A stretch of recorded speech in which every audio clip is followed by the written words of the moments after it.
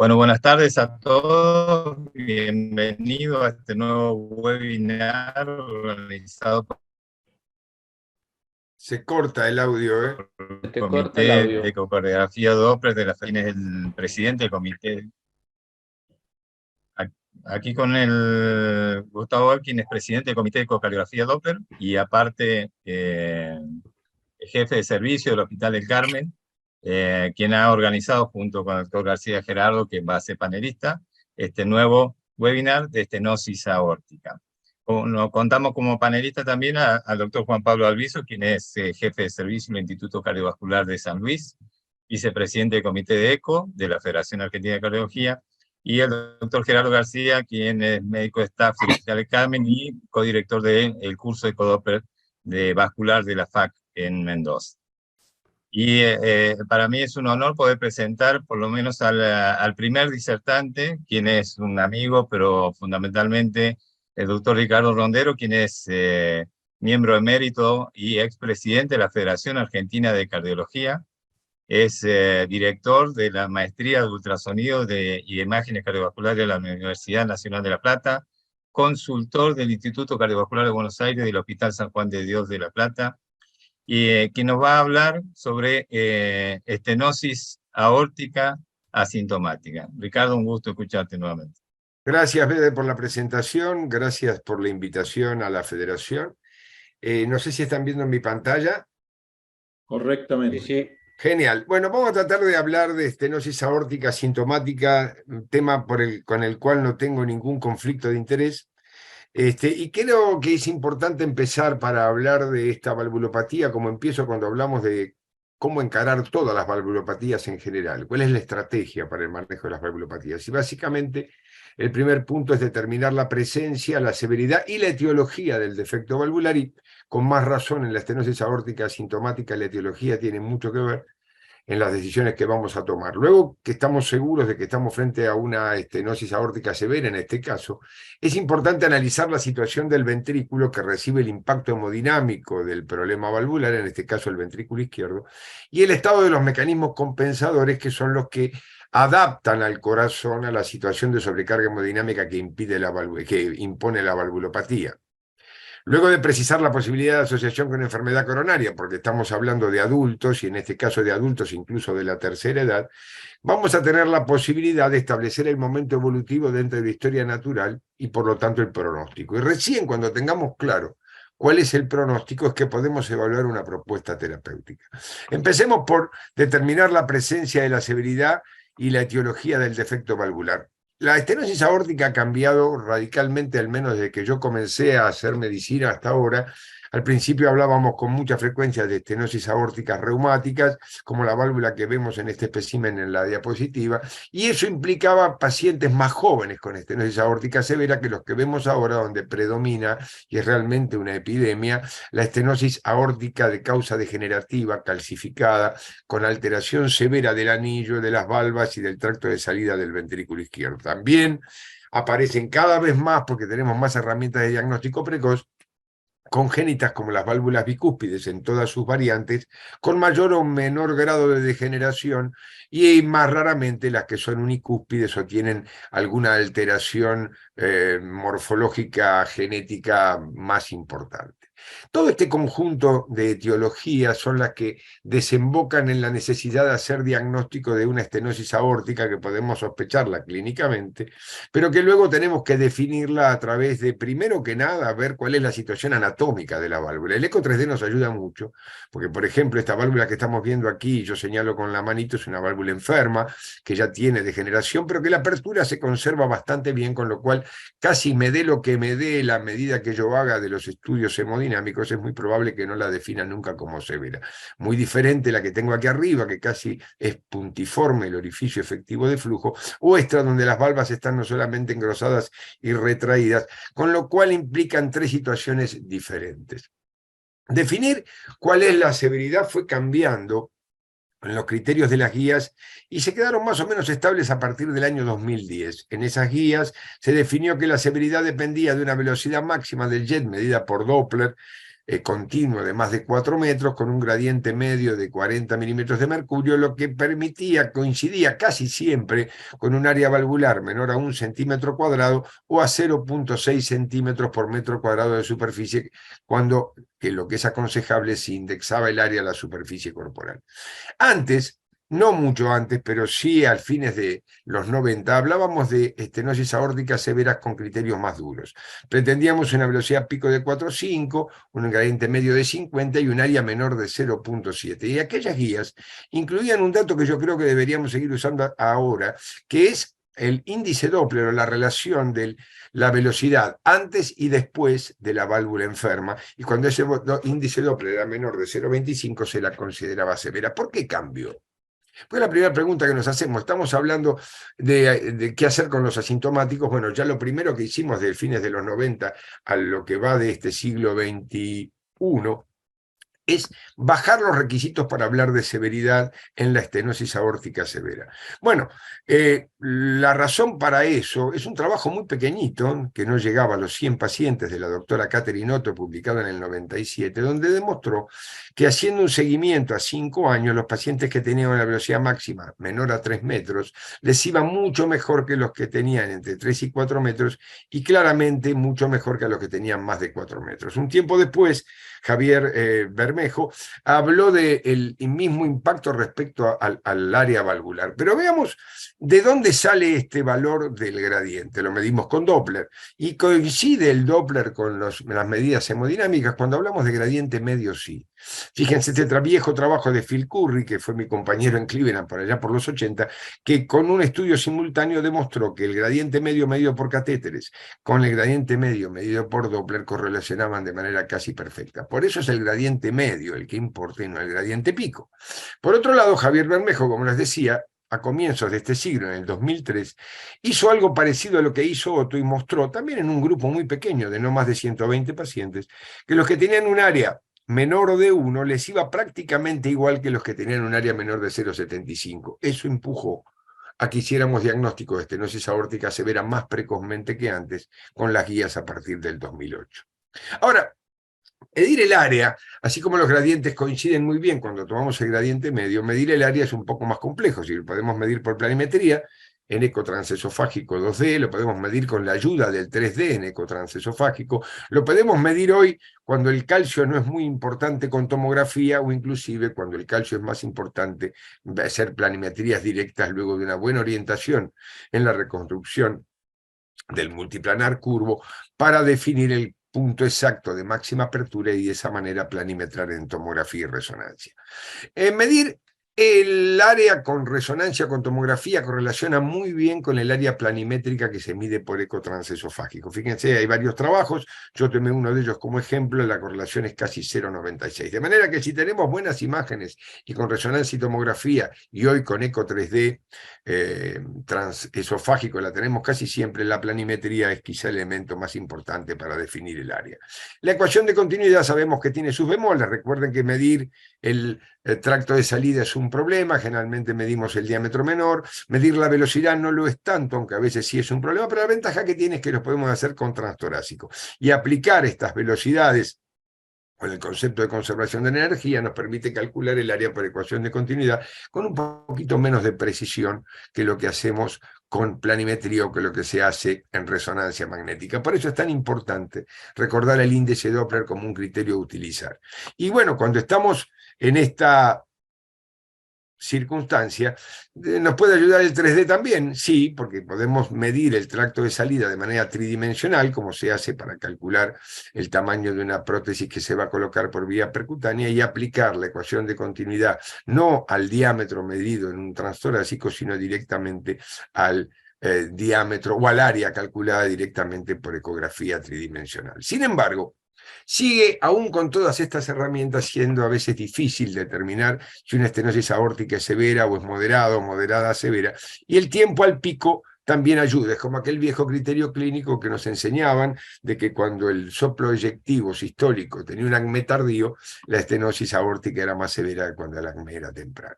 Con este combo de datos podemos definir más allá de lo que dicen las guías, con bastante certeza, la etiología, la severidad, y por lo tanto podemos no tener que recurrir a otra herramienta que es cara, que es más compleja, que seguramente Diego va a hablar después, que es la resonancia magnética, que a través del análisis de fase puede determinar de manera muy precisa la velocidad del flujo y calcular no solamente el área por planimetría, sino el área por ecuación de continuidad y los gradientes. Este último tiempo hemos aprendido a usar cada vez más la capacidad de la tomografía de cuantificar el calcio. Hay muchos trabajos en la literatura, pero desde hace más de 10 años sabemos que cuando hay un promedio entre hombres y mujeres de más de 1.600 unidades Armstrong de calcio en la válvula aórtica, el valor predictivo positivo para diagnosticar una estenosis aórtica severa es muy alto. Bien, con todas estas herramientas podemos definir la presencia, la severidad y la etiología del defecto valvular. Lo que nos queda ahora es analizar la situación del ventrículo que recibe el impacto hemodinámico y el estado de los mecanismos compensadores, porque básicamente cuando se daña de manera tal el ventrículo que ya no está compensada la situación hemodinámica, los síntomas aparecen, y aquí estamos hablando de asintomáticos. En esto las guías son claras. Cuando empieza a aparecer una caída de la fracción de eyección por debajo del 50%, un paciente asintomático que tenemos la certeza de que tiene una estenosis aórtica severa tiene que ir a un reemplazo valvular. Diferente es cuando no tenemos una fracción de eyección disminuida, o cuando el paciente tiene indicación de cirugía por otra causa y coexiste la estenosis aórtica severa asintomática.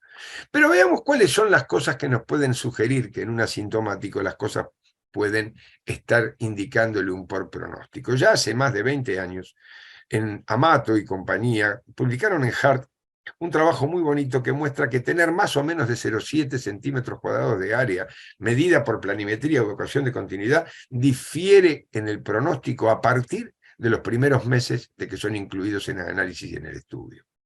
Estamos hablando del mismo criterio que se usaba para definir severidad allá por el año 98. Lo mismo sucedió con el grupo de Viena, con Rosenheck y compañía, que en una forma semi-cuantitativa, aquellos que tenían moderado o severo calcificación, también les iba peor en el seguimiento a partir de los primeros meses de que eran incluidos en la observación. Hoy tenemos la posibilidad de ponerle un número a esto. Y fíjense qué interesante, más de 500 unidades Armstrong medidas por tomografía implican ya un pronóstico diferente. De manera que queda claro que ser asintomático no es estar seguros de que van a estar bien. Ahora, a veces los asintomáticos no son tan asintomáticos, y por eso es que el test del ejercicio es importante para definir varias cosas. La primera de ellas, como las guías dicen, con un nivel de indicación 2A, aunque la evidencia es solamente B, que en pacientes asintomáticos, solo en asintomáticos con estenosis aórtica severa, el ejercicio es razonable para determinar los cambios fisiológicos y confirmar si tienen ausencia de síntomas, pero además para ver algunos otros hechos que pueden ser relativamente secundarios, pero que tienen mucho sentido fisiopatológico. ¿Implica tener un ecoestrés normal, mejor pronóstico? Definitivamente sí. Este es un muy bonito metaanálisis publicado hace casi 15 años, en el cual se muestra que tener un ecoestrés sin ninguna complicación, es decir, ser un verdadero asintomático que no tiene ni trastornos en el electrocardiograma, ni caída de la presión arterial, en más de 20 milímetros de mercurio, hablo de la presión sistólica, son pacientes a los cuales le va a ir bien. Diferente es si aparecen síntomas o si la presión arterial sistólica cae con el ejercicio más de 20 milímetros de mercurio. Ahora, si queremos mirar exactamente cómo están los mecanismos compensadores, hoy tenemos nuevas herramientas. Este es un trabajo que ya tiene 7 años, es de mi amigo Masaki Takeuchi en Japón, en el cual, utilizando eco transtorácico 3D, ellos estudiaron un total de 355 pacientes con estenosis aórtica severa, de los cuales 233 eran asintomáticos. Realmente confirmaron que eran severas en 165 con el criterio actual de las guías y que tenían una fracción de eyección conservada, 133 de ellos, la mayoría de ellos. ¿Qué hicieron ellos? Midieron en esos pacientes la deformación, no solo longitudinal, sino también radial y circunferencial con ecografía tridimensional. ¿Y qué encontraron? Encontraron que en el área bajo la curva, la deformación longitudinal medida por 3D era claramente superior a cualquier otro parámetro. También a los parámetros de deformación circunferencial o radial medida por 3D, pero muy superior a los parámetros medidos por 2D. Cuando compararon los datos de la deformación global longitudinal por 3D con los parámetros clásicos que utilizábamos, como el gradiente medio, el área valvular, la fracción de eyección, fíjense qué interesante, lo que más se le acercó fue el gradiente medio medido por Doppler continuo. Ahora, cuando miraron en una curva actuarial de sobrevida cuál era el punto de corte para 2D, tener menos de 17% de acortamiento longitudinal y para 3D menos del 14%, dividía las aguas claramente entre los pacientes que tenían mejor y peor pronóstico en un seguimiento a 2 años a partir de los primeros 6 meses a partir del estudio. Hoy la resonancia, y de esto va a hablar Diego después, yo solamente voy a hacer un comentario en función de la importancia fisiopatológica que esto tiene, también mide el strain con mucha precisión.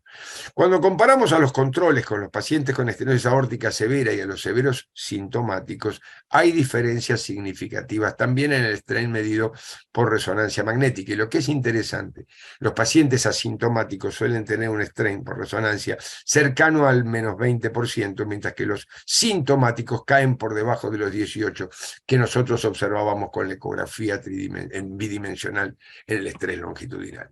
Y lo más interesante todavía, como la resonancia es capaz de analizar la matriz extracelular y la presencia de fibrosis, el hecho de tener un strain longitudinal global por debajo de 18% predice la presencia de edema y de volumen extracelular aumentado, lo que sucede mucho antes de que aparezca el recambio fibroso que nos muestra el realce tardío con gadolinio.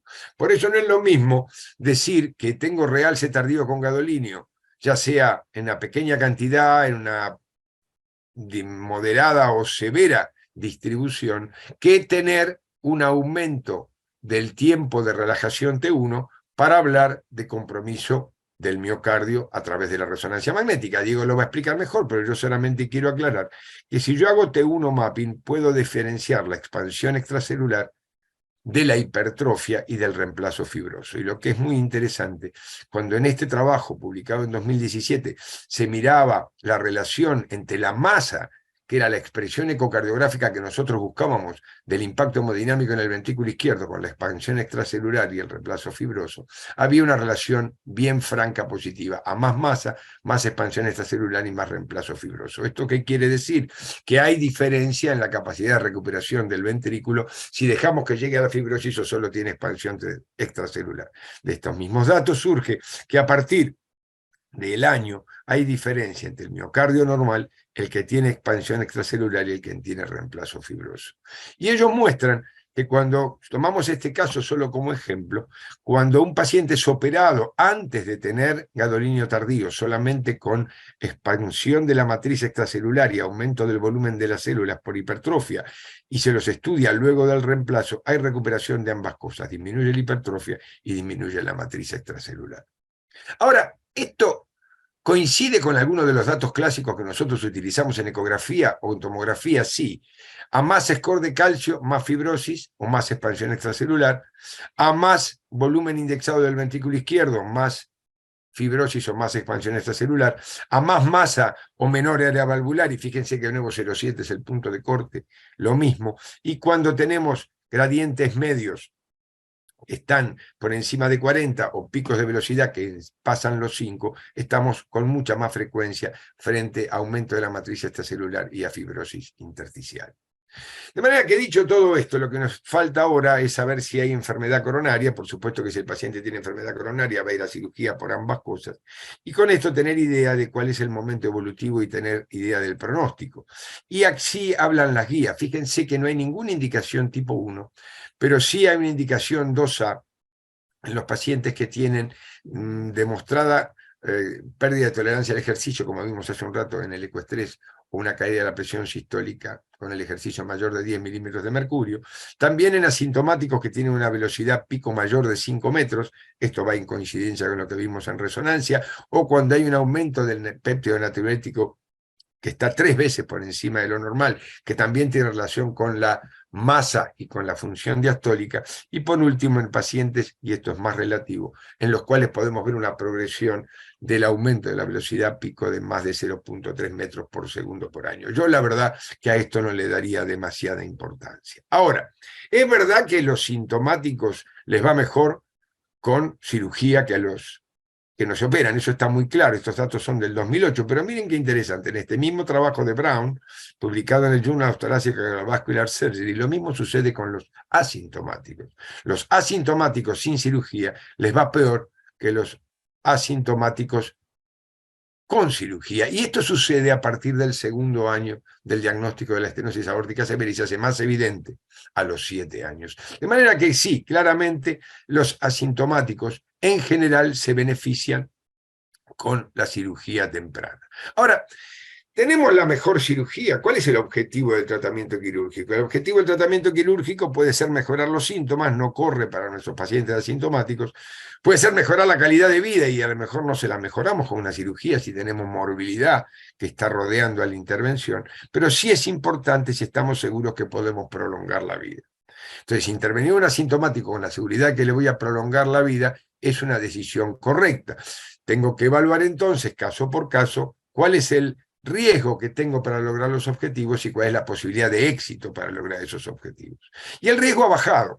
Fíjense este trabajo, publicado en el 2020, que compara la mortalidad quirúrgica del reemplazo valvular aórtico desde el año 85 al 2019, y esto ha bajado en múltiples trabajos de múltiples centros de distintos países de 7% a 0,3%. Quiere decir que sí, si tenemos una mortalidad del 0,5 o 1%, realmente el riesgo es bajo como para tomarlo e ir en búsqueda del objetivo. Ahora, ¿qué le voy a poner a ese paciente? Bueno, en general tratamos de colocar válvulas que no necesiten anticoagulación, por eso las válvulas mecánicas que tienen asegurada su durabilidad, les tememos por la trombosis, pero por el otro lado, evitar la anticoagulación con las biológicas nos pone frente al drama de la durabilidad. Y esto no es una cosa menor. Yo les muestro datos nuestros, una cohorte de 2003 a 2017 sobre 700 pacientes con reemplazo valvular aórtico, 319 tenían biológicas.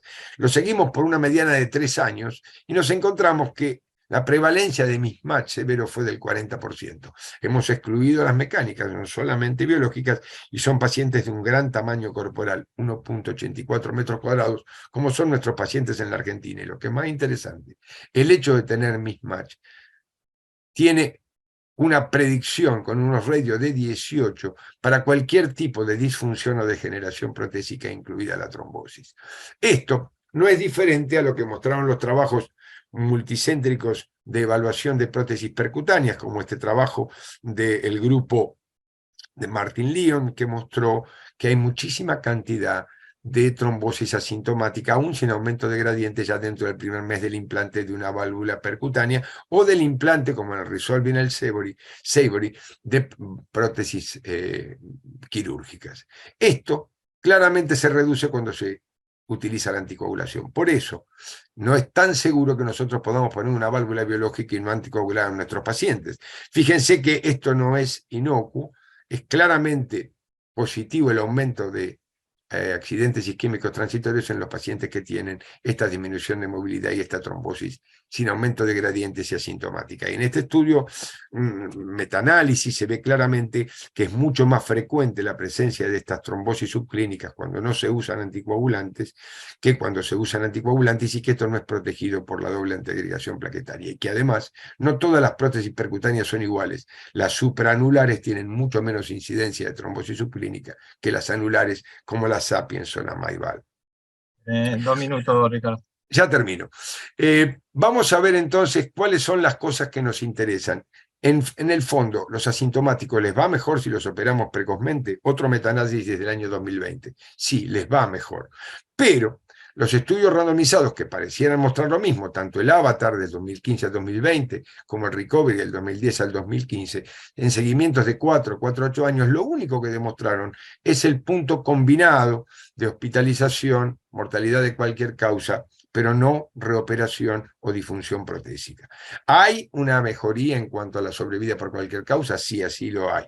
Entonces concluyo diciéndoles que las cosas son bastante favorables a indicar cirugía en los asintomáticos, parecen suficientes las evidencias para hablar de reducción de mortalidad y mejorar la calidad de vida, pero tiene que haber varias variables que nos empujen hacia eso. Un área menor de 0,7, una velocidad máxima mayor de 5, una deformación global longitudinal menor de 16, un BNP aumento por encima de 3 veces de lo normal, un score de calcio mayor de 3000. Cuando se combinan 2 o más de estas variantes, la cosa nos empuja en la intervención temprana. Pero cuidado, no es lo mismo un paciente mayor de 75 años que tiene hipertensión, diabetes, que tiene un anillo pequeño, menor de 23 por el riesgo de mismatch, donde hay que abordar la aorta también, como cuando se trata de un paciente con bicúspide. Y tampoco es lo mismo abordar la indicación oral asintomático cuando la mortalidad quirúrgica es más del 3%, o cuando si voy a hacer un TAVI no tengo buen acceso femoral, o tengo una mala anatomía, una alta probabilidad de marcapasos o de insuficiencia aórtica residual.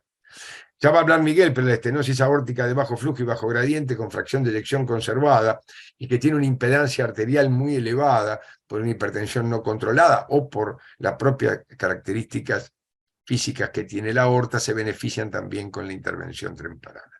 La deformación global longitudinal y el análisis de fibrosis miocárdica difusa, sobre todo por T1 mapping, son predictores de menor relamiento inverso, pero no son indicadores solos y aislados de intervención temprana. La prueba de esfuerzo es útil para detectar la presencia de síntomas en pacientes que parecen asintomáticos y algunas variables de mayor riesgo. Y recordemos siempre, cuando vamos a indicar una cirugía o un reemplazo percutáneo, que no existe la prótesis ideal, por lo que individualmente debe valorarse la expectativa de vida, la necesidad de reintervención que pueda tener esa persona en relación a su expectativa de vida, cuáles son los riesgos de, a pesar de una biológica, de tener que quedar anticoagulado, y cuáles son los riesgos de que tenga una degeneración protésica temprana. Muchas gracias.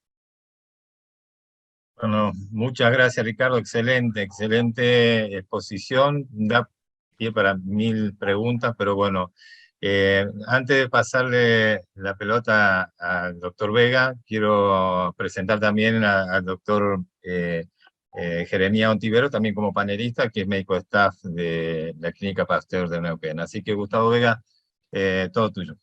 Bueno, muchas gracias. Excelente la presentación, Ricardo, muy buena. La verdad que se complica a veces con los pacientes que tienen, primero se complica para hacer el diagnóstico de estenosis aórtica severa, no siempre es fácil, y luego que sea sintomático y poder mandarlos a un reemplazo precoz también se complica. Y para complicar un poco más todavía, lo tenemos al doctor Miguel Tibaldi, que nos vas a hablar de situaciones especiales, sobre todo pacientes que tienen bajo flujo, bajo gradiente.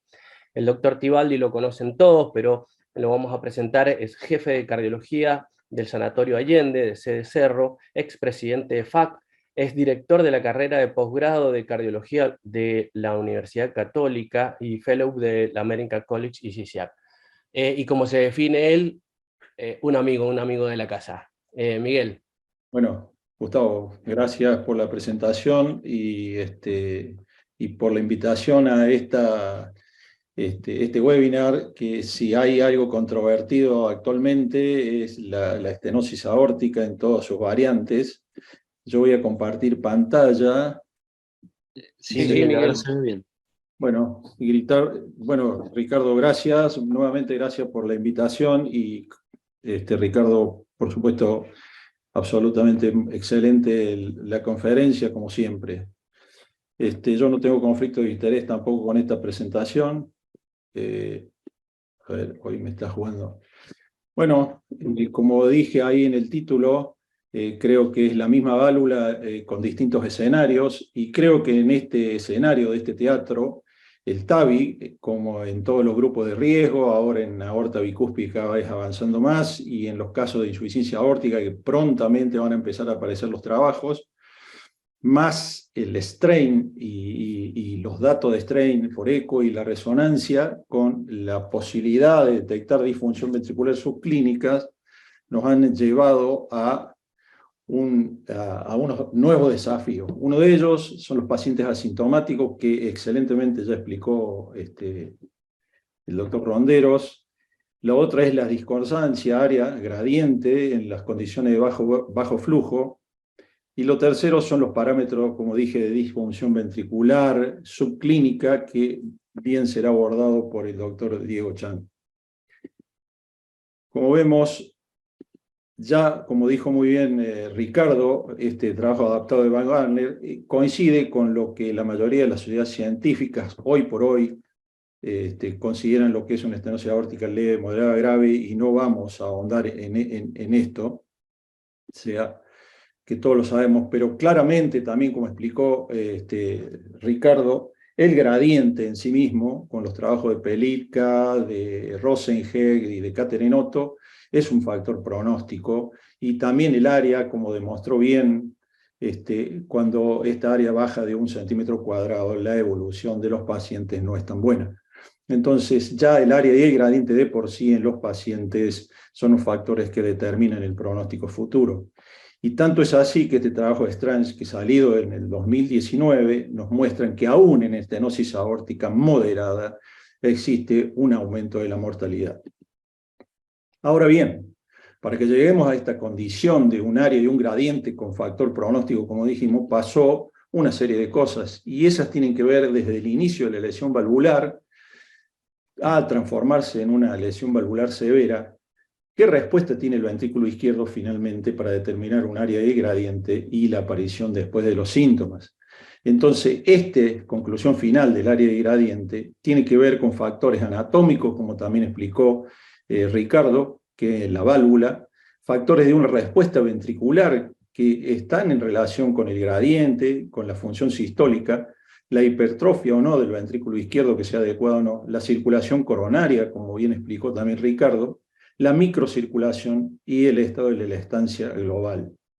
Y con el sistema arterial, que tiene que ver con la resistencia periférica de la compliance arterial que se va perdiendo con la edad, la onda refleja, la viscoelasticidad. O sea, estos tres componentes, en definitiva, son lo que determinan la evolución de estos pacientes.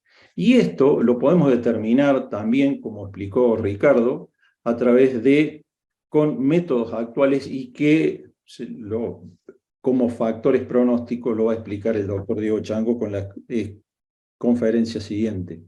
Y esto es de que aparece la lesión valvular, existe una hipertrofia progresiva, y con intercambio y aumento del volumen extracelular y fibrosis intersticial, que aún no es definitiva, para llegar a una fibrosis de reemplazo.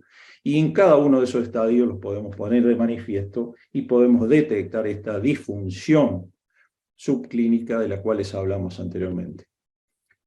Cuando esto coincide, como dijimos, una buena función ventricular, una clara estenosis o un aspecto de la válvula claramente estenótica, y el gradiente es elevado, esto es muy fácil, está todo ok, y podemos resolver qué hacer con este paciente, qué ofrecerle esa harina de otro costal, como dijo Ricardo, y lo podemos discutir más adelante. Pero a veces nos encontramos con estas situaciones, como en este caso, 77 años, hipertensa, con antecedente de enfermedad coronaria, dislipemia, EPOC y una disnea clase funcional 2, y con esta función ventricular, ¿no? Con una fracción de eyección de 21%, y con los datos del Doppler con un gradiente pico de 35, un gradiente medio de 16, un área de 0,7 y una fracción de 21. Evidentemente acá el gradiente pico y el gradiente medio no coinciden con el área valvular. Entonces la pregunta, ¿qué estamos haciendo mal? O bien, si esto, que debido a que tiene un volumen sistólico de 16 mililitros, estamos en presencia de una miopatía o de una estenosis aórtica verdadera. Entonces, esto nos configura en este escenario, que afortunadamente es menos del 5% de los casos, donde tenemos una fracción de eyección baja, un gradiente pico menos, una velocidad pico menos de 3 metros, un gradiente medio que está menor o igual entre 30 y 40, y un área que no condice con ese gradiente, que es menos de 1 o de 0,6 por metro cuadrado. Entonces, ante esta disyuntiva, nos preguntamos si esta estenosis aórtica está en relación con esta disfunción ventricular izquierda, o esta disfunción ventricular izquierda no tiene nada que ver con esa válvula que tiene aspecto de estenótica, pero que en realidad no es la causa de esta disfunción. Este es un trabajo muy lindo que ya tiene sus años, pero en el cual demostró que la principal causa de rechazo de cirugía por parte de los profesionales era la disfunción ventricular izquierda. Mientras más baja la función ventricular, mientras más baja la fracción de eyección, más rechazo a darle una solución quirúrgica a este grupo de pacientes, que, como repito, afortunadamente es menos del 5% de los casos. Pero como vemos acá en este trabajo primero de Pereira del 2002, que tiene sus años, veo que pacientes con menos de 35%, con un gradiente pico menos de 30, si eran condenados a tratamiento médico, vemos que la mortalidad en el primer año llegaba al 50%, mientras que si eran reemplazados, la sobrevida a los 4 años era del 74%. Esto nos obliga, también esto fue refrendado por Pelisca en el 2012, en el cual vio que estos pacientes, si eran sometidos a cirugía, le iba mucho mejor que si eran condenados a tratamiento médico. Entonces esto nos obliga a responder esta pregunta. ¿Estamos ante una verdadera estenosis o una pseudoestenosis? Una de las formas, como bien también lo explicaron, es con el eco 3D transesofágico, y hay trabajos que demuestran, también como dijo Ricardo, que el 92% con un eco 3D, ¿sí?, transesofágico es capaz de reclasificar a los pacientes a una estenosis aórtica severa y nos pone en condición de tomar una conducta. Pero, ¿qué puede suceder con las válvulas intensamente calcificadas? Que no podamos medir el área valvular, o que bien la zona de corte, si la hacemos en un sitio tendremos esta área por planimetría, y si la hacemos en otro sitio tendremos esta otra área por planimetría. Con lo cual, tampoco nos genera una gran solución. Entonces, ahí optamos por una de las herramientas, que es el ecoestrés con dobutamina, y esta es nuestra paciente, que como ustedes vimos al principio tenía una fracción de eyección de 21, que fue a 33, el gradiente aumentó, ¿sí?, y mejoró la contractilidad. ¿Qué sucedió? Como dijimos, tenía un volumen sistólico de 16 milímetros, ¿sí?, y lo llevamos a, mililitros, lo llevamos a 28, la fracción de eyección pasó de 21 a 30 y al pico a 33, y obviamente aumentó el gradiente. Entonces, ¿qué tenemos que hacer en este caso? Como el área valvular es producto del flujo que pasa a su través sobre la velocidad a la cual pasa, y la calculamos a través de la ecuación de continuidad, si nosotros aumentamos un 20% menos del volumen, al menos el volumen minuto, por consiguiente estaremos aumentando el flujo, y ese flujo necesitará mayor velocidad al pasar a través de la válvula. Entonces, en el primer caso, estaremos en la condición de que, en una estenosis aórtica verdadera, al aumentar el flujo, en un 20%, repito, aumenta el gradiente y el área permanece igual, y estaremos ante la condición de una estenosis aórtica verdadera, con reserva de contractilidad. En la segunda circunstancia, en la cual la estenosis aórtica será pseudosevera, en el cual no logramos aumentar el volumen, el gradiente permanece igual, ¿sí?, y el área valvular pasa de 1 centímetro cuadrado, en lo cual estaremos en presencia de una estenosis aórtica pseudosevera, y a estos pacientes, si le indicamos cirugía, le va muy mal. Y finalmente, un grupo en el cual no cambia el gradiente y no cambia el área valvular, y en los cuales no hemos podido o no hemos sido capaces de aumentar el flujo a su través, y en estos casos son las estenosis aórticas sin reserva contráctil. Ahora bien, dicho esto, ¿qué pasa con estos pacientes? Estamos en esta condición de este algoritmo de Lancelotti, en el cual, si logramos aumentar el flujo un 20%, ¿sí?, esta podrá tener una reserva de flujo si aumentamos ese gradiente a más de 40 milímetros de mercurio, y el área valvular permanece por debajo de 1 centímetro, y estaremos en presencia de una estenosis aórtica verdadera. Si no logramos que aumente descarga sistólica en más de un 20%, o el flujo, para decirlo, estaremos en presencia de el gradiente menos de 40, el área valvular pasará de 1 centímetro, y estamos en presencia de una estenosis pseudosevera. En el grupo de pacientes en los cuales no podemos aumentar el flujo, estamos sin reserva de flujo o sin reserva contráctil, y tenemos que valernos de otras medidas. Una de ellas es el área valvular proyectada, que es producto de una fórmula que veremos más adelante, bastante engorrosa, o bien valernos de otras determinaciones, como bien lo explicó la determinación de el calcio valvular y la densidad cálcica por centímetro cuadrado, que muestra mayor sensibilidad y especificidad en la actualidad. Entonces, esto llevó a que a las guías de valvulopatías, las europeas del 2021, sí tienen una indicación clase 1A, aquellos pacientes en los cuales tienen bajo flujo o bajo gradiente, con mala función ventricular, y en los cuales se demuestra reserva contráctil. En nuestra paciente, bueno, optamos por un TAVI, esto es lo que se hizo, le fue muy bien. Pero, como vemos, hay un 50% de pacientes que continúan con esta discordancia, ¿sí? Área gradiente post-estrés con dobutamina. Bueno, en esto, como dije, valernos del área proyectada, que lo único que hace es proyectar el cambio del área variando proporcionalmente el flujo transvalvular en una proporción teórica, y no es más que el área valvular que nosotros medimos en reposo, a los cuales le sumamos la variación del área valvular sobre la variación del flujo, ¿sí? Progresiva, por una constante que es 250 por el flujo en reposo. Esto nos da el área valvular proyectada, y esto fue más exacto que incluso el cambio del gradiente y la disminución del área con el estrés dobutamina. Pero vuelvo a repetir, esto es bastante engorroso de medir, y ya vamos a ver cuáles son los talones de Aquiles de esto.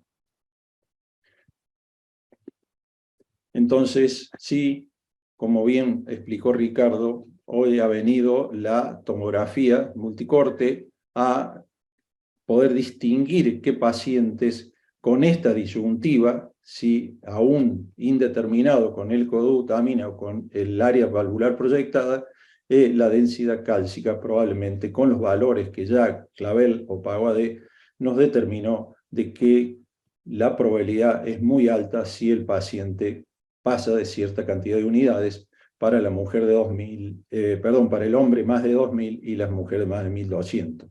Y actualmente esto, medido por la densidad por centímetro cuadrado, vuelvo a repetir, muestra una sensibilidad de especificidad muy alta, que el valor global del depósito de calcio valvular. Entonces esto llevó a que las guías consideren los pacientes en los cuales tenemos la condición de bajo flujo, bajo gradiente con mala función ventricular, si tienen un score cálcico, como dijimos, en los valores que determinan que la probabilidad de estenosis verdadera es muy alta, tiene una indicación de reemplazo valvular 2A. Esto, que es más reciente de Bajanian, es lo único, es resumido más o menos el cuadro del algoritmo que vinimos siguiendo con los pacientes con estenosis aórtica y mala función y reserva contráctil, sin reserva contráctil, y aquellos con pseudo estenosis valvular.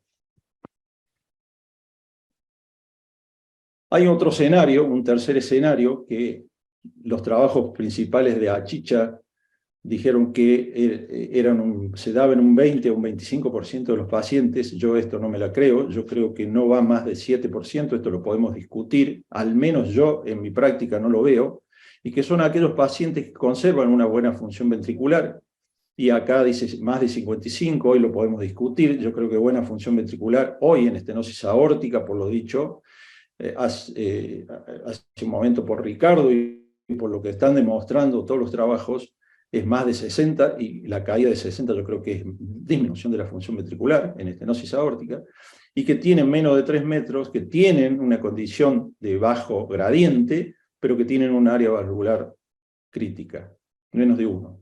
Y esto es a lo que se debe a la inconsistencia del gradiente, y hay una discordancia entre gradientes bajos y el área valvular muy apretada. Vuelvo a repetir, yo creo que esto no es 25%, sino mucho menos. Y esto es debido a que el volumen minuto, el volumen sistólico es menos de 35. Esta cifra también la podemos discutir, y esto se produce básicamente porque hay una alteración en la conservación de la energía, la ley de la conservación de la energía, y el fenómeno de recuperación de la presión, y la energía efectiva requerida para esos momentos. Como vemos en los casos de estenosis aórtica no severa, ¿sí? La energía requerida es mucho menor, la pérdida de energía efectiva es mucho menor y la recuperación es mucho mayor. En el caso de estenosis aórtica severa, para el caso de aquellos que tengan una carga vascular muy elevada, la pérdida de energía es mucho mayor, ¿sí? Y la recuperación de esta es mucho menor. Entonces, estos pacientes en los cuales tienen una carga valvular fija, tienen una carga vascular muy elevada. Y eso hace que el índice de pérdida de energía sea mucho mayor. Está calculado que para un gradiente medio de más de 50, el índice, ¿sí?, es de 0,6 centímetros cuadrados por metro cuadrado y el índice de pérdida de energía es un 30%. Dicho esto, esto depende claramente de la fisiopatología de estos pacientes, de la unidad ventricular arterial, que no vamos a ahondar mucho en esto, en la cual la contractilidad es un factor muy importante, la severidad de la lesión anatómica, ¿sí?, con un orificio anatómico funcional distinto, el recupero de la presión y el tamaño, sobre todo de la aorta ascendente, y en donde la vasculatura periférica juega un papel muy importante con carga vascular total, ¿sí?, donde la repercusión ventricular se ve afectada y la carga vascular genera un pronóstico y el valor de la carga total lo podemos calcular a través del valor Z.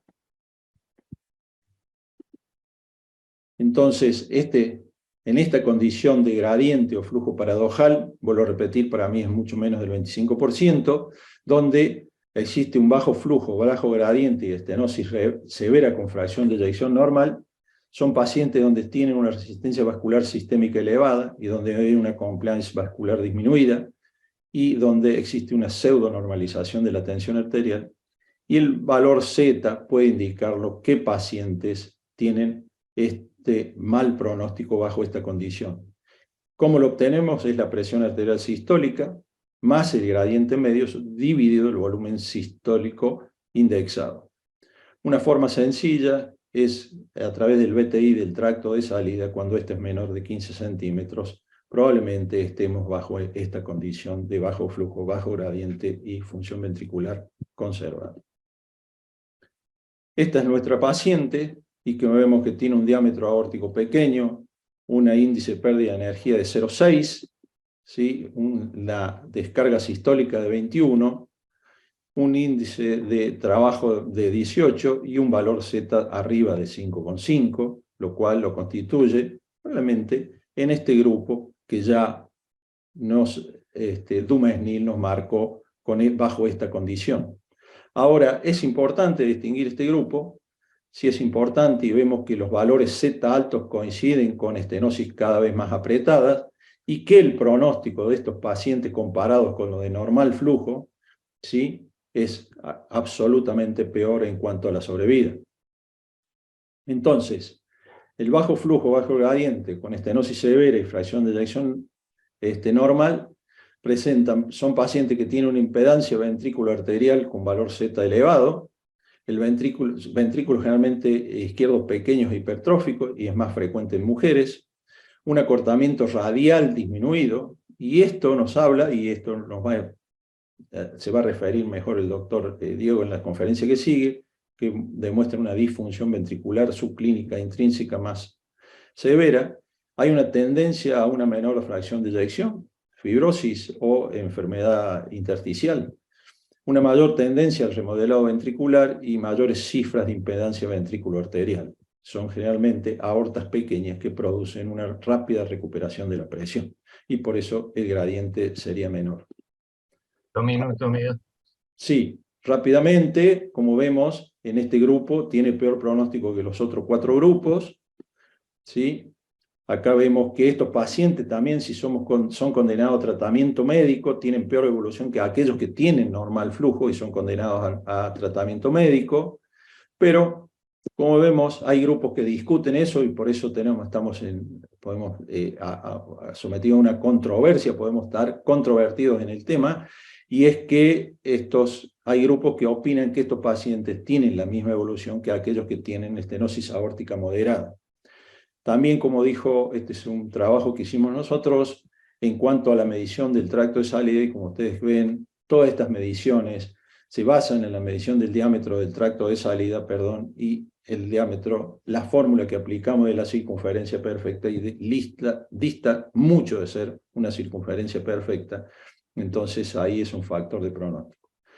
Las guías establecen una indicación de estos pacientes en los cuales tenemos que tener en cuenta el factor flujo si solamente probamos que los síntomas son correspondidos a una estenosis aórtica verdadera con una indicación clase 2AC. Entonces, para algunas reflexiones finales, sabemos que el valor Z, la ecuación de continuidad, los cálculos del ecoestrés con dobutamina, todos intervienen en el volumen sistólico, ¿sí? Y el volumen sistólico lo calculamos, al menos en eco, por el área del tracto de salida, por el BTI del tracto de salida, y sabemos que estamos con una medida que la estamos elevando. Si la hacemos errónea y lejos está de ser circular, la elevamos al cuadrado.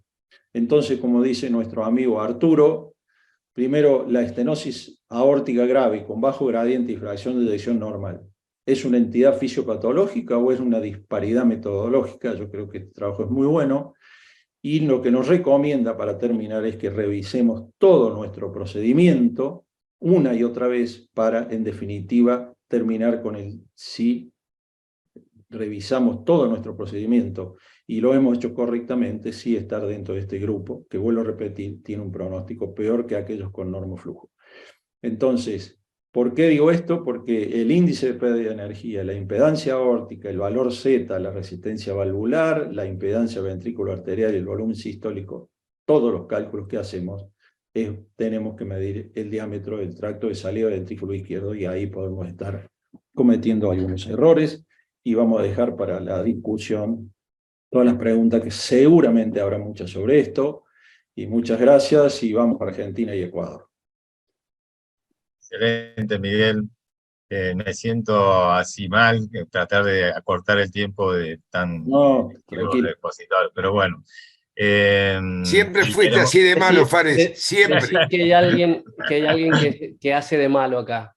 No, queremos aprovechar, tenemos excelentes panelistas, queremos ver la opinión de ellos también en la pregunta. Así que, Gustavo, el próximo. Bueno, gracias, excelente, Miguel, la charla. Para el próximo tema, lo tenemos al doctor Diego Chango, que nos va a hablar de qué aporta el strain, la tomografía, la resonancia, para la toma de conducta en estos pacientes. Diego Chango es magíster en ultrasonido cardiovascular, también en resonancia magnética cardíaca y angiotomografía. Es médico cardiólogo de staff del Hospital Universitario del Río, Cuenca, Ecuador, y también es magíster de cardio-oncología. Diego, agradecerte por tu generosidad de estar aquí, que siempre nos contestaste los mensajes, así que por favor adelante con tu presentación. Bueno, muchísimas gracias. No sé si se me escucha y se ve bien en mi pantalla. Y se escucha Perfecto. bien. Bueno, muchísimas gracias por la invitación, primero que nada. La verdad que era un evento que no me lo pensaba perder por nada.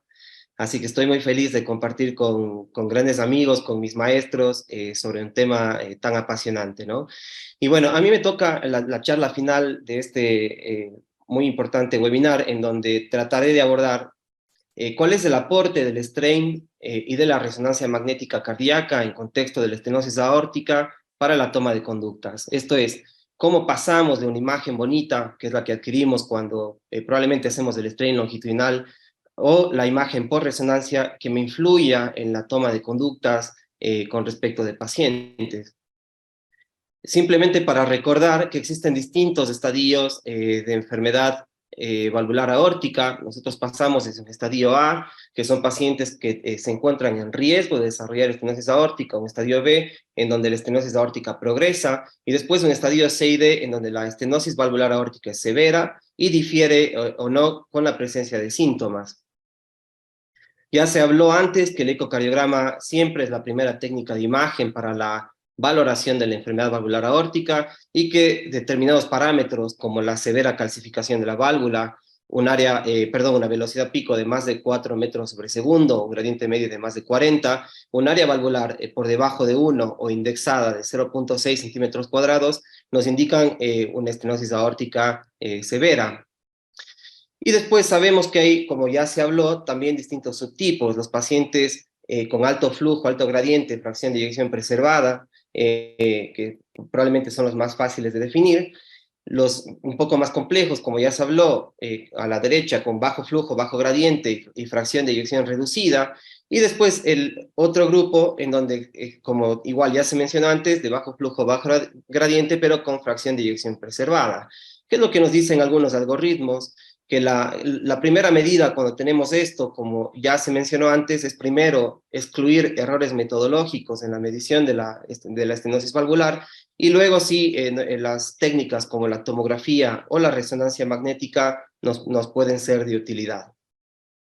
¿Por qué es de utilidad la resonancia magnética? Primero porque nos permite cuantificar la estenosis, y esto nos permite hacer un eje corto a nivel del plano valvular, para poder estimar por planimetría cuál es el área valvular.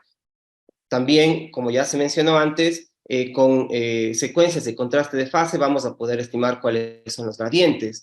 Pero aparte y asociado, nos permite evaluar a aquellos pacientes con aortopatía, y esto, por ejemplo, tiene mucha relevancia en pacientes con aorta bicúspide, en donde la aortopatía asociada no es un tema despreciable.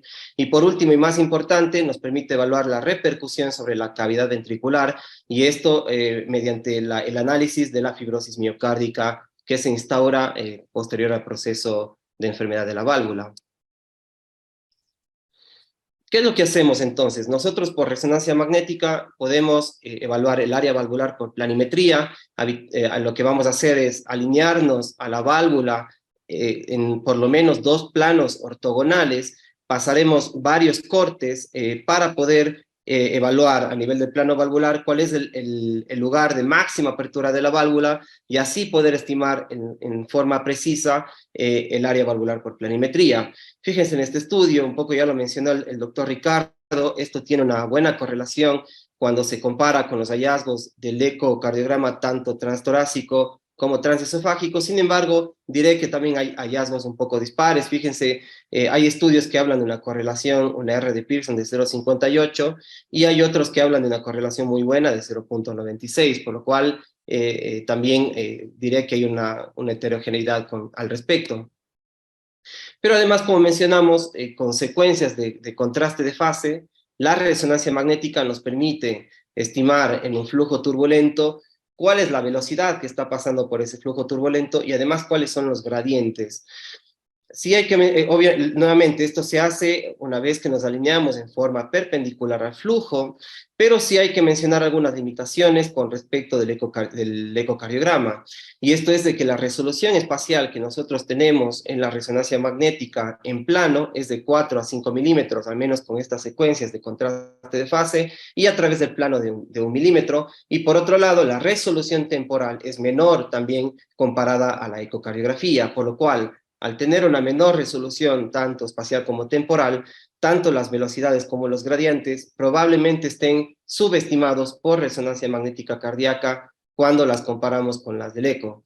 Fíjense nuevamente en este estudio, cuando se evalúa la correlación de los gradientes de la resonancia por el eco transtorácico, y aquí sí se ve que hay una buena correlación. Hay distintos estudios, y esto varía desde 0,82 hasta 0,96. El 4D Flow es una técnica emergente. Acá lo que se hace por resonancia magnética es evaluar las características, las velocidades, los gradientes de flujo, pero en forma tridimensional. Esto por ahí puede tener más utilidad, especialmente cuando los jets son excéntricos, y entonces el poder alinearse en forma tridimensional mejor al jet turbulento, probablemente esté asociado a una mejor estimación de los gradientes. Fíjense que cuando se comparó con el gradiente que se obtuvo en forma invasiva, el coeficiente de correlación fue bastante bueno. Y lo interesante es que, fíjense, cuando se comparó el gradiente medido por 4D Flow contra el ecocardiograma transtorácico, el gradiente por 4D Flow por resonancia magnética fue más preciso que el gradiente invasivo realizado por catéteres. Fíjense cómo la fuente de error en el 4D Flow es cercano a 3.7 milímetros de mercurio, no hubo diferencia significativa, con respecto de cuando lo comparamos con el ecocardiograma transtorácico, en donde acá sí hubo una diferencia significativa y el error puede llegar incluso hasta 18 milímetros de mercurio.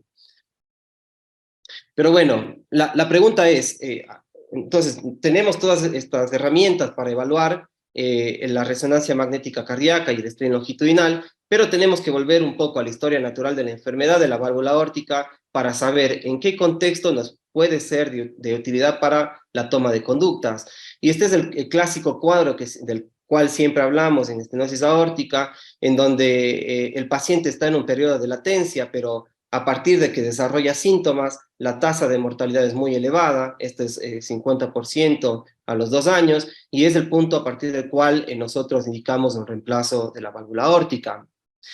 Y también sabemos que existe un periodo de latencia entre que el paciente tiene una estenosis aórtica severa y el desarrollo de síntomas. El problema es que en este periodo de seguimiento puede desarrollarse un daño irreversible que muchas de las veces es complicado de determinar. Y esto es porque está demostrado que en este periodo de seguimiento algunos pacientes, o sea, hay poca adherencia al seguimiento clínico, muchas de las veces los marcadores de imagen y laboratorio, por ejemplo la ecocardiografía y la resonancia magnética cardíaca, no están del todo disponibles, y especialmente existe muchas de las veces una dificultad para interpretar la aparición de los síntomas. Y esto puede conllevar a la aparición, en espera de que el paciente desarrolle síntomas, de disfunción sistólica ventricular izquierda, afectación de la vasculatura pulmonar con incremento de la presión pulmonar y el riesgo inherente de muerte súbita.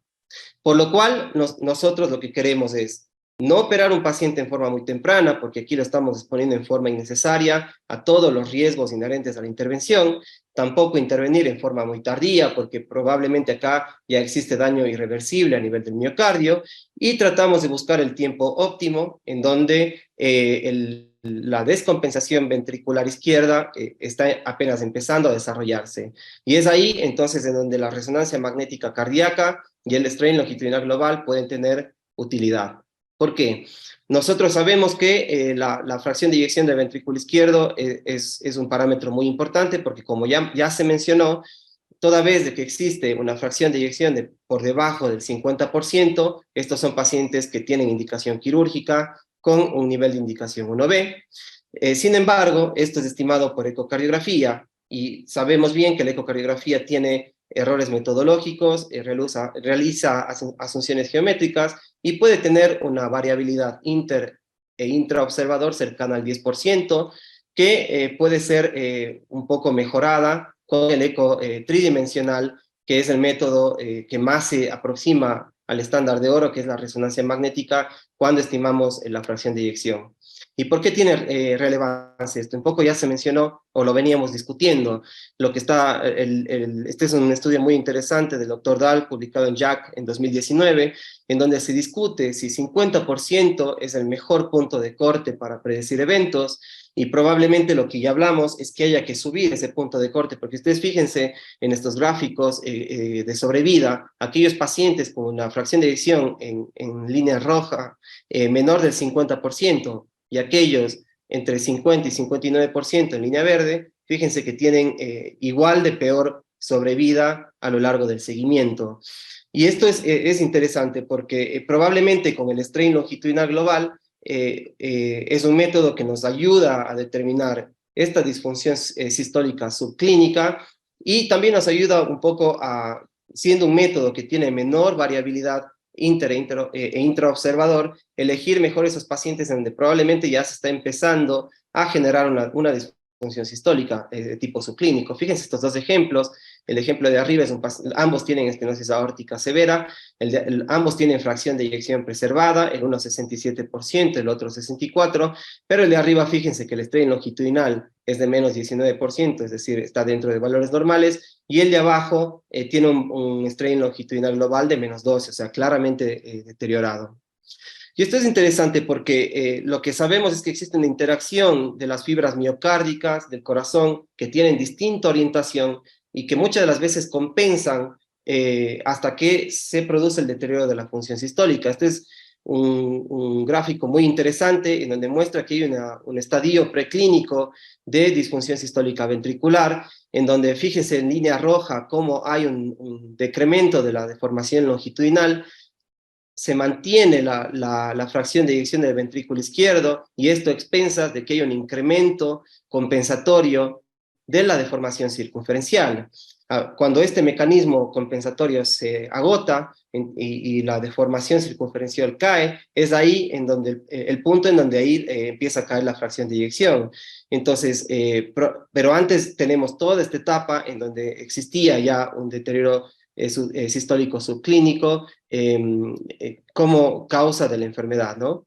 Fíjense cómo este es un metaanálisis del grupo del doctor Magne, publicado en JACC en 2019, en donde ellos proponen un punto de corte del strain longitudinal global de menos 14.7% como un predictor de mortalidad en seguimiento. Fíjense cómo claramente se separan las curvas con respecto de la sobrevida, y todos estos eran pacientes con estenosis aórtica severa, en donde la fracción de eyección fue estimada en más del 50%. Y lo interesante entender, este es otro estudio, en donde probablemente la disminución del strain longitudinal global, incluso con fracción de eyección preservada, esté correlacionada a la presencia de fibrosis miocárdica en la resonancia magnética. Fíjense que en este estudio la correlación fue moderada, si bien fue significativa, el coeficiente de correlación fue de 0.5, pero probablemente la expresión del strain longitudinal bajo tenga mucha relación con la aparición de fibrosis miocárdica. Y es tanto así que ya existen algunos algoritmos en donde, fíjense, en pacientes asintomáticos con estenosis aórtica severa, obvio, si el paciente tiene menos del 50%, como ya hablamos, esto es una clara indicación quirúrgica, pero si la fracción de eyección está por encima de ese valor, la medición del strain longitudinal global puede ser de utilidad. ¿Y por qué? Porque primero nos permite predecir a aquellos pacientes con strain longitudinal normal, más de menos 18%, y estos son pacientes a los cuales les daremos seguimiento, contrario a aquellos pacientes donde el strain esté por debajo de menos 16.7%, en donde lo que se sugiere es realizar una resonancia magnética cardíaca para evaluar justamente la presencia de realce tardío de gadolinio, que nos permita elegir aquellos pacientes que se beneficien de una intervención precoz. Esta diapositiva la mostró antes el doctor Ricardo. Fíjense, es muy interesante porque nos muestra en contexto de estenosis aórtica severa, pacientes con miocardio normal, con ausencia de realce tardío de gadolinio, pero además cuando evaluamos la matriz extracelular, son pacientes que la matriz extracelular se encuentra normal, es decir, no existe fibrosis focal ni fibrosis difusa, al contrario de un segundo grupo de pacientes donde hay ausencia de realce tardío de gadolinio, o sea, no hay fibrosis focal, pero ya tenemos expansión de la matriz extracelular como resultado de una fibrosis intersticial o fibrosis difusa, y aquellos pacientes en estado un poco más avanzado, donde ya tenemos reemplazo con fibrosis focal, y el espacio extracelular incluso está mayor. Pero esto es interesante porque además, como ya mostró el doctor Ricardo, pues marca sobrevida, ¿no? Aquellos pacientes, a medida que incrementa la fibrosis, pues la sobrevida es menor, y aquellos con miocardio normal, es decir, con ausencia de realce tardío de gadolinio y con T1 mapping y volumen extracelular normal, pues son pacientes que tienen mucho mejor pronóstico. Por lo cual probablemente tengamos que caminar hacia este esquema, que es muy interesante, en donde ir a evaluar el deterioro de la fracción de eyección sea un estadio ya más tardío, en donde el paciente ya tiene síntomas, el daño miocárdico es irreversible, y tengamos que caminar hacia un estadio un poco más precoz, en donde intentemos determinar aquellos pacientes que probablemente hasta asintomáticos, pero en donde ya exista alguna alteración que nos permita tomar conducta precoz en este tipo de pacientes. Y acá sí que la resonancia magnética cardíaca y el strain longitudinal global, que probablemente lo que habla es justamente de esta fibrosis que se instaura en el ventrículo izquierdo, tengan utilidad. Por lo cual, y para resumir entonces, la resonancia magnética nos va a permitir evaluar la función y la anatomía de la válvula, nos permite evaluar el remodelado estructural del ventrículo izquierdo, los volúmenes, la fracción de eyección, la masa ventricular, podremos estimar los flujos y velocidades, podemos evaluar la perfusión miocárdica, podremos además evaluar la ortopatía asociada, que como mencionamos no es un componente menor, y por otro lado, con la caracterización tisular, evaluar esas zonas de fibrosis que nos permitan tomar conductas en este tipo de pacientes. Hay que mencionar que hay nuevos estudios en desarrollo, justamente tratando de determinar la utilidad de estas técnicas, especialmente en pacientes asintomáticos, en donde la presencia o no de fibrosis nos ayuda a definir aquellos pacientes que sí se beneficien de una intervención precoz. Como conclusión, entonces, diré que el strain longitudinal global es muy útil para la estimación de la disfunción sistólica subclínica del ventrículo izquierdo. Hay menor variabilidad en la medición que cuando comparamos la fracción de eyección, el cálculo de la fracción de eyección del ventrículo izquierdo. Tenemos limitaciones, eso lo sabemos, con distintas marcas para su estimación, y también que no tenemos un punto de corte unificado. Sin duda que es un marcador de disfunción sistólica subclínica, incluso en pacientes con fracción de eyección preservada, y distintos mecanismos están involucrados en su disminución, entre los cuales están la sobrecarga que sufre el ventrículo izquierdo por la valvulopatía, la cardiopatía isquémica asociada que tienen estos pacientes, y la fibrosis miocárdica instaurada.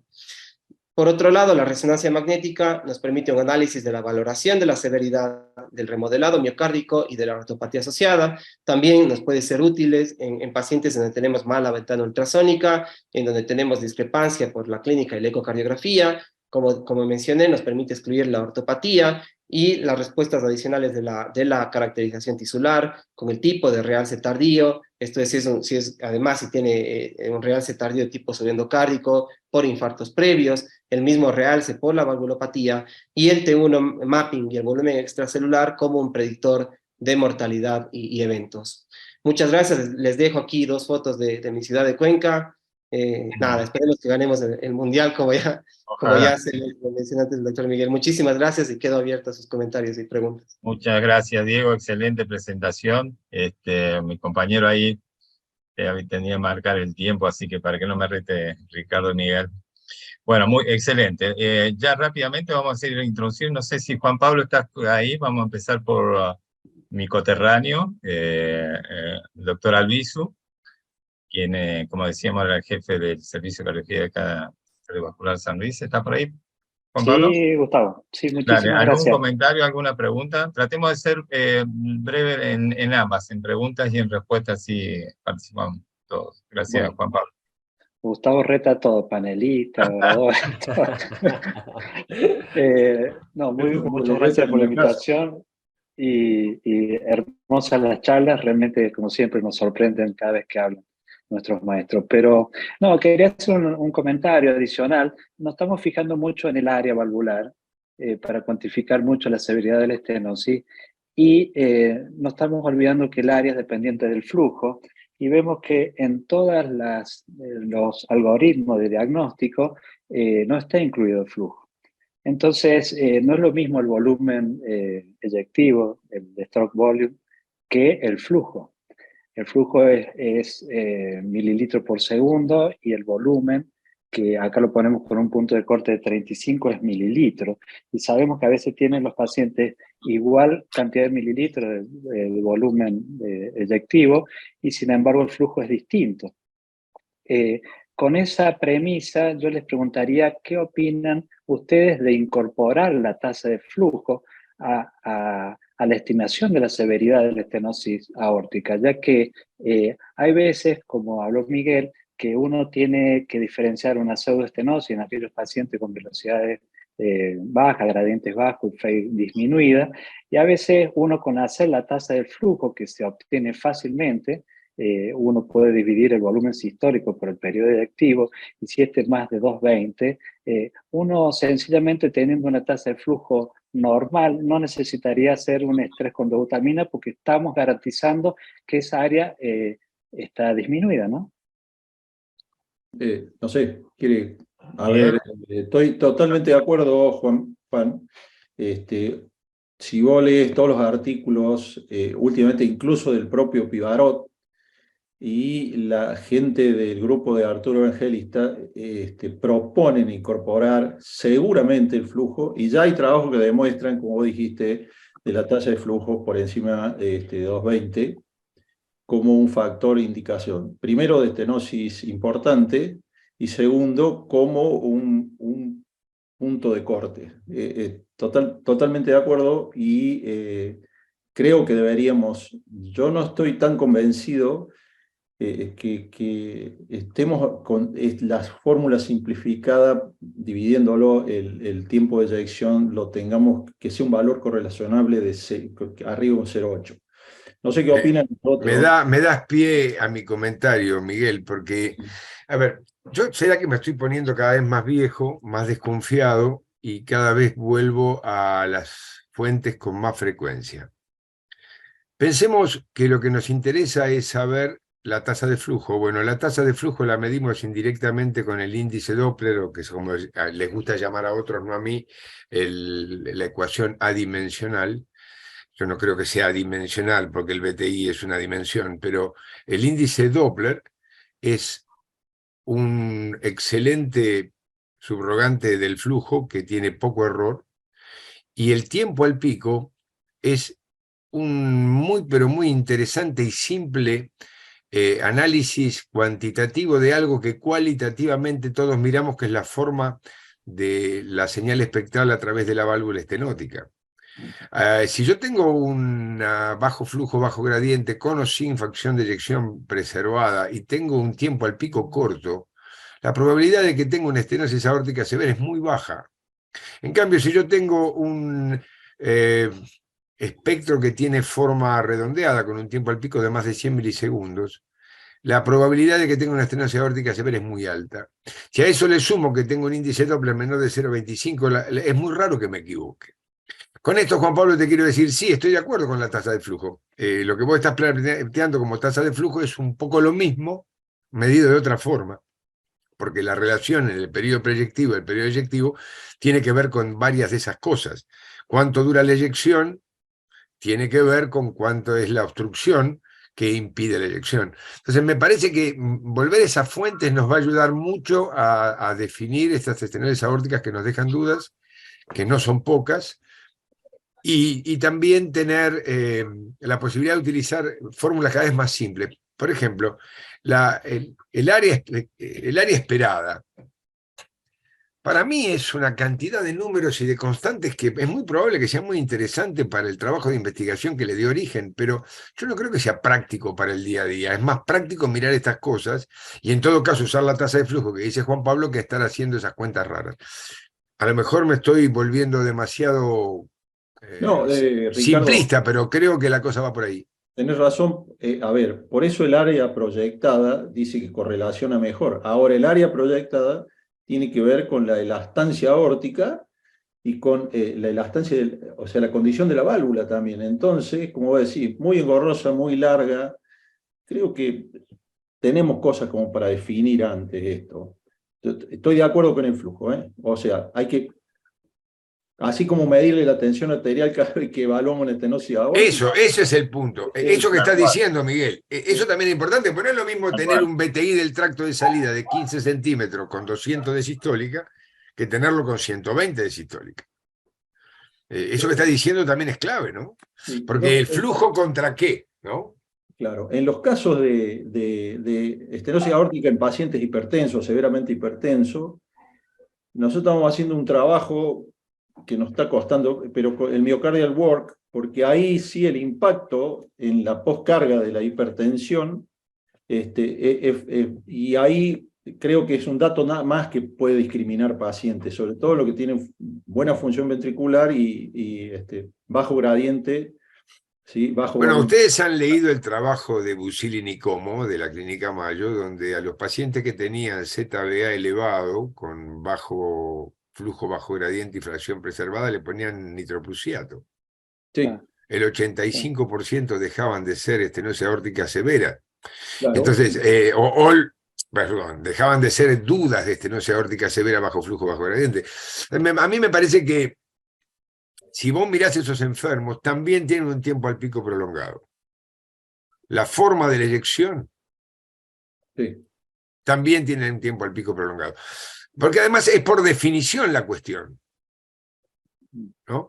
Entonces, me parece que el flujo tiene que ver y que el IVT del tracto de salida, no siempre se lo puede medir bien, pero casi siempre sí. Cuando se lo puede medir, es la llave para empezar a desandar todo este camino que plantean ustedes dos, que es tener en cuenta el flujo, ¿no? El doctor Jeremías Ontivero, ¿algún comentario, alguna pregunta? Buenas tardes. Bueno, en primer lugar, felicitarlos por la exposición a los tres doctores. Lo que, más o menos lo que explicaba el doctor Rondero es una pregunta de cómo es los que estaban observando la charla, que era si, teniendo en cuenta el factor de error del tracto de salida en el ECO 2D, si es apropiado usar el índice adimensional para definir una estenosis severa, ¿no? Que más o menos ya lo explicó el doctor. Yo lo que quería preguntarle a los tres es, porque muchas veces el informe nuestro de los estudios que hacemos los recibe del otro lado por ahí un cardiólogo clínico que no es especialista en imágenes, o por ahí un clínico en general.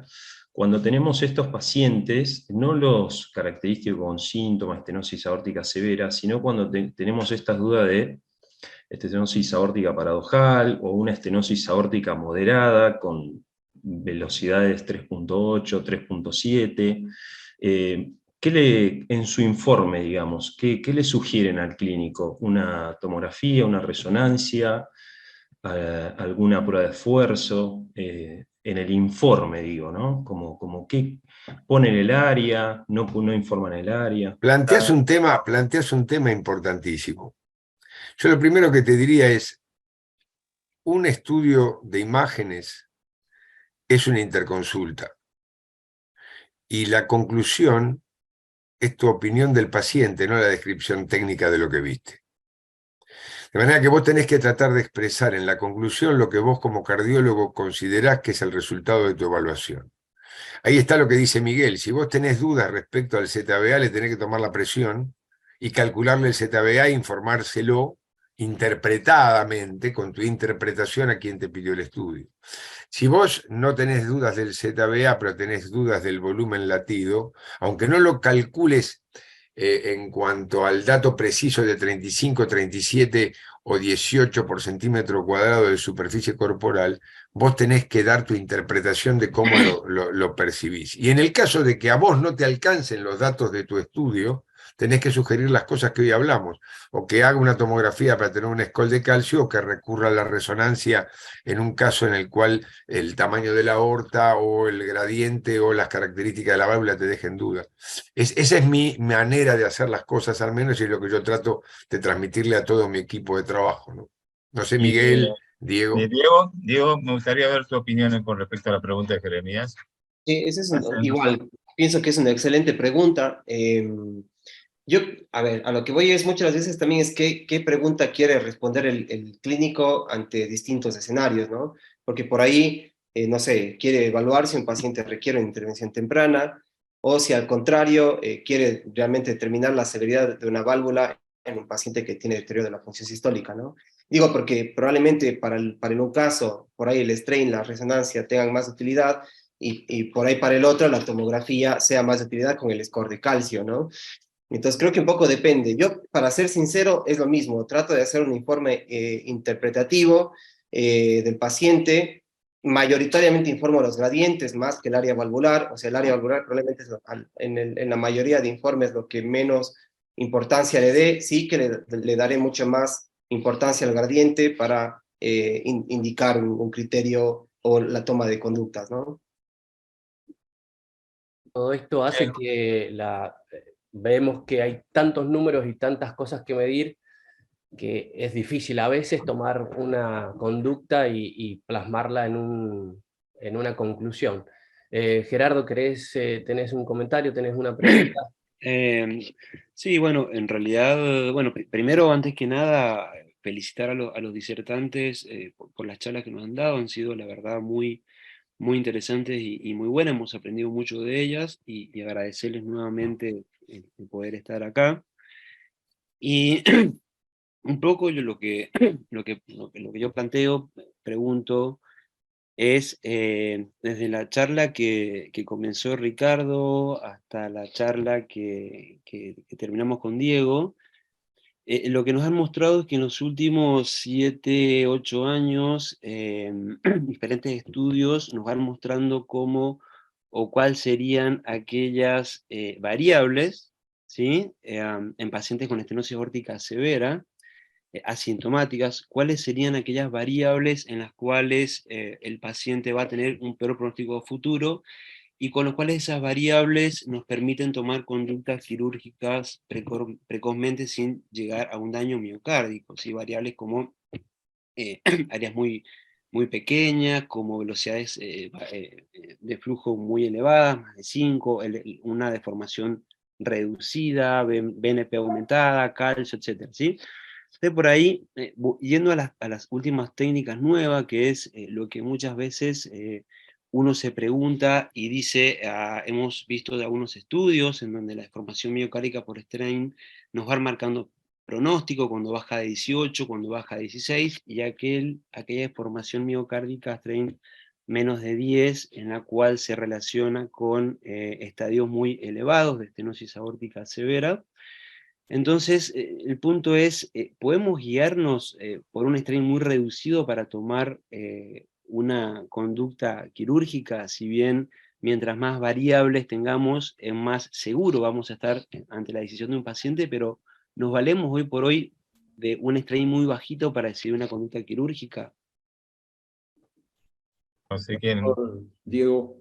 Puedo hacer un aporte. Yo primero, lo que hago, veo qué mortalidad quirúrgica tengo yo en mi centro. Mi primera pregunta sería, y después me gustaría la opinión, porque Kim operaba mayor de 5 metros y tenía 0.8, 0.9 mortalidad, que no ocurre en la Argentina. No sé en los centros que trabajan acá los maestros, pero no es la realidad, por lo Vos menos. sabés que quería introducir ese tema, pero resulta que alguna vez traté de buscar la mortalidad quirúrgica en alguno de los centros que uno deriva y no todos tienen ese dato. Y fue difícil tratar de buscarlo eso. No sé si les No pasa sé, lo mismo. Ricardo, en el IVA lo tiene que poner, creo que los cirujanos ponen su mortalidad. Me parece. Acaban de publicar en la revista de la Argentina de Cardiología la mortalidad de la estenosis aórtica en el IGO es 1.2%. Y en los mayores de 75 años es 2.5%. Y es verdad, la mortalidad del TAVI transfemoral este año es 0. Y van 130 y 127, 137, no me acuerdo exactamente. Pero si bien es muy importante saber cuál es la mortalidad quirúrgica que uno tiene, y por supuesto para tomar decisiones, sobre todo en los asintomáticos, hay que tener una mortalidad por lo menos menor del 2%. No sé, Miguel, ¿qué pensás vos? Seguramente coincidimos. Absolutamente, te estaba por decir eso. La mortalidad tiene que ver si vos operaste asintomáticos o sintomáticos. Eso es, si estamos hablando de sintomático, podemos ser un poco más laxos en aceptar mortalidad. Porque hay otro tema importante en relación a lo que decía Gerardo. Gerardo, si vos tenés 10% de deformación longitudinal, ese paciente tiene síntomas seguros, tiene la fracción de eyección que está en 50 o menos, y no hay 10% con fracción de eyección del 60% asintomático, no hay. Porque el strain no es una cosa mágica, el strain longitudinal es la expresión, Diego lo mostró en esa gráfica y lo explicó de una manera perfecta. El strain va cayendo, de manera que cuando cae la fracción de eyección, es cuando el strain está en 10. El problema es si el corte es en 17, 14 o 12, si lo hiciste con 3D. Yo el otro día estuve ensayando en la maestría un sistema de Tomte que con simplemente una adquisición de un volumen en transtorácico te calcula todos los strains tridimensionales, circunferencial, longitudinal, etc. Yo siempre digo, Diego, Gerardo mismo, vos has estado conmigo en la maestría, no es verdad, pero es una buena aproximación a la verdad. Entonces, esos extremos de 10 con asintomático o 10 con fracción de eyección conservada no existen. El tema es, llevando a tu pregunta, ¿vos mandarías a operar a alguien que tiene 4 metros, 40 de gradiente medio, 1.1 de área, tiene 55 años, tiene una fracción de eyección de 60 porque tiene un strain de 16? No. No. No. No, bueno, No por ese dato solamente. No por Sí, ese dato. ese es el punto, Miguel, gracias. Yo coincidimos en eso. ¿Viste que coincidimos en más cosas de las que nos peleamos con mi gran amigo Miguelito? Ahora, el problema es cuando vos tenés. El problema es cuando vos tenés una fracción de eyección de 55, 50, un paciente que parece asintomático, tiene 4,5 metros, 50 de gradiente medio y tiene 60 años y hace una cinta de 9 minutos y empieza con disnea. Ese paciente tiene una fracción de eyección de 55 y tiene un strain de 16, bueno, ese empieza a considerar lo que es un sintomático que tiene que operarlo, no porque tenga 16. Bueno, y ahí la importancia, por Bueno, supuesto, es juntar las otras variables de peor pronóstico para la conducta final, ¿no? Miguel, ibas a decir algo. Yo quería decir, perdón, Sí, no sé, perdón. No, un solo rápidamente. dato, el registro con AREC en uno de los últimos de estenosis aórtica fue 8% mortalidad. O sea, es decir, en IGVA es otra cosa, es el primer mundo y operan más de 50 válvulas de estenosis aórtica por año, entonces creo que me refería un poco más al interior. A ver, si vos que tenés una mortalidad de 8% global, involucrando pacientes con mala función ventricular, sintomática, tenés que cerrar el servicio. Gustavo, es así. Pero, a ver, no tendría sentido la charla de Ricardo si algo pasa con los pacientes asintomáticos, cierto grupo de pacientes asintomáticos, si no, no estaríamos discutiendo esto y el tema no estaría en la mesa. O sea que evidentemente en los pacientes asintomáticos hay un grupo especial y que tenemos hoy herramientas, como explicó Ricardo, en los cuales podemos distinguir que esos pacientes tienen mal pronóstico a pesar de ser asintomáticos. Después analicemos las otras cosas, en qué mundo vivimos y cuál es nuestra realidad en el centro donde estamos. Pero lo cierto es que hoy no estaría en el tapete el tema estenosis aórtica asintomática si no pasara algo con esos pacientes. Hay algunos que le va muy mal. Entonces, bueno, creo que es la razón de ser de la charla. Entonces, por otro lado, Diego mostró los 4 estadios hay un trabajo muy bueno de Ana Bolena que tomó ese grupo de pacientes y vio que pacientes aún asintomáticos, el 60% se encontraban en estadio 2. O sea, a pesar de ser asintomático, tenían daño miocárdico comprobable y menos del 60% de la fracción de eyección. Y por cada grupo que cambiaban de estadio, se duplicaba la mortalidad. O sea, que yo creo que hay... O sea, el paciente que dijo Ricardo, yo tampoco lo opero con un dato de un strain de 16%.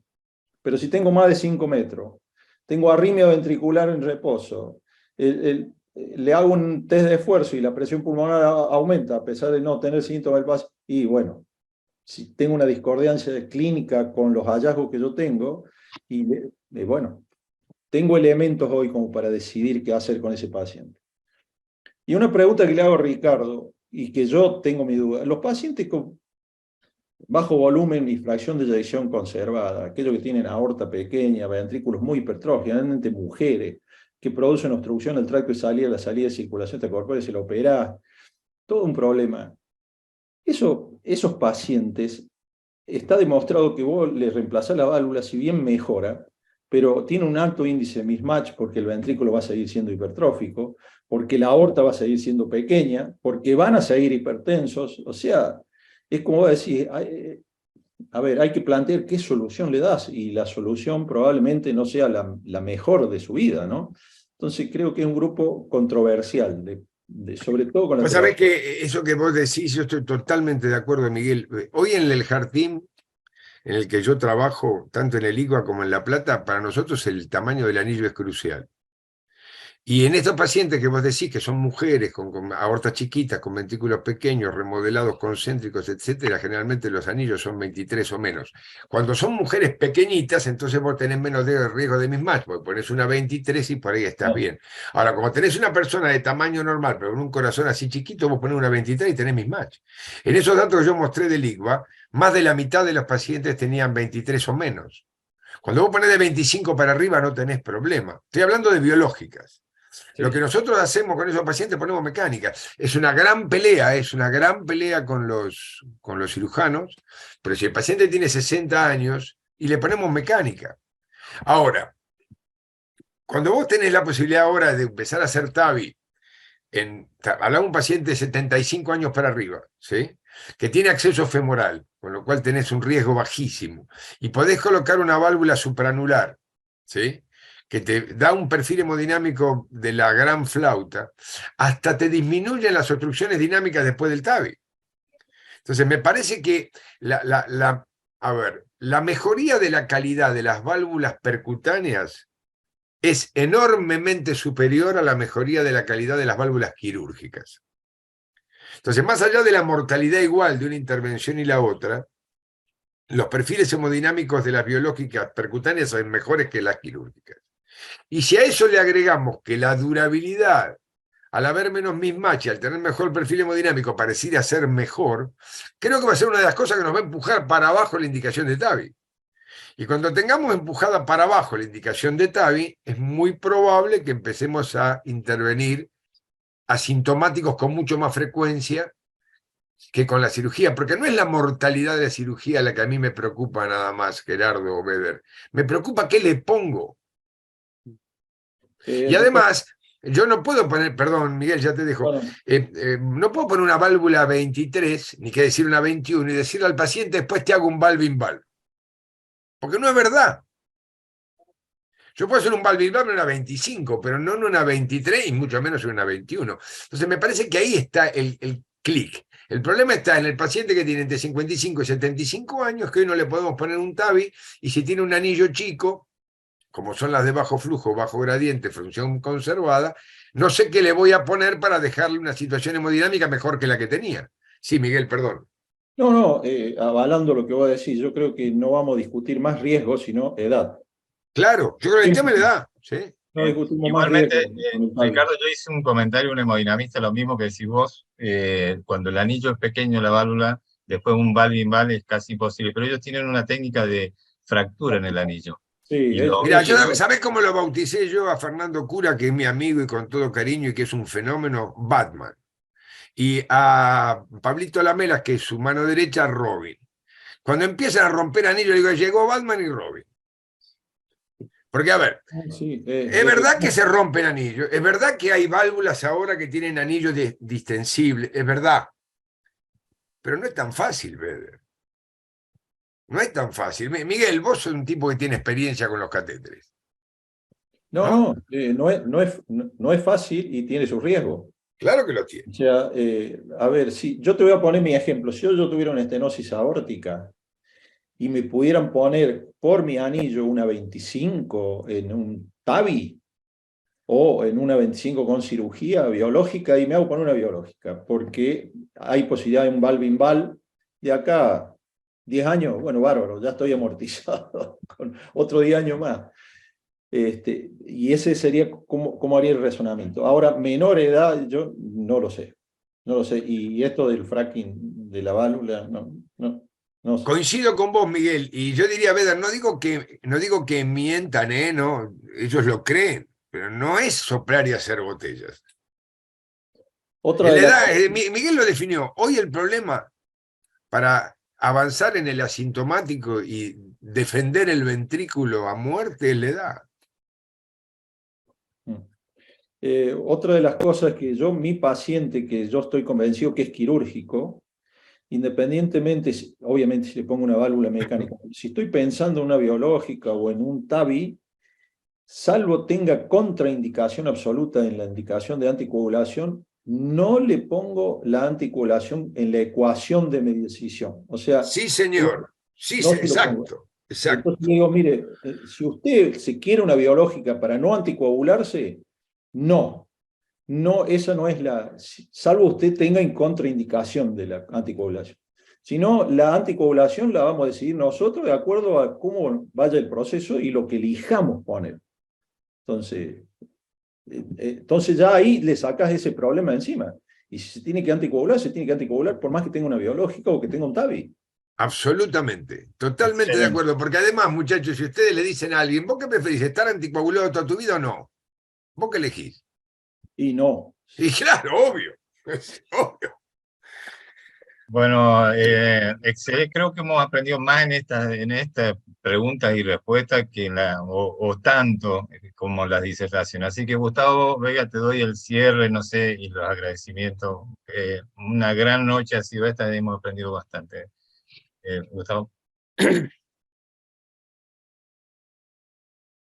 Agradecer a todos por su generosidad, por el tiempo que nos han dado, tanto la gente que disertó, Ricardo, Miguel, Diego, y por supuesto los tenemos en cuenta para el próximo webinar, que es dentro de una semana. No, mentira. Vamos a hacer otro. Basta de webinar. El 23 de diciembre. Pero bueno, agradecido, gracias Gustavo también por estar participando en y coordinando esta mesa, y gracias a los panelistas Jeremías, Juan Pablo y Gerardo. Bueno, muchas gracias a todos. Gracias a todos, Bueno, y un gran gusto gracias. encontrarme con Miguel, con Diego, con Gerardo, con Gustavo, con Beder, con todos los amigos. La verdad que es un enorme gusto. Y Diego, te quiero seguir teniendo cerca. Un abrazo grande. Gracias. Chau, chau. Bueno, igual para Abrazo, todos saludos. ustedes. gracias a ustedes. Vamos, Gracias. vamos, Suerte a Argentina todos. y Que estén muy bien. Ecuador, vamos.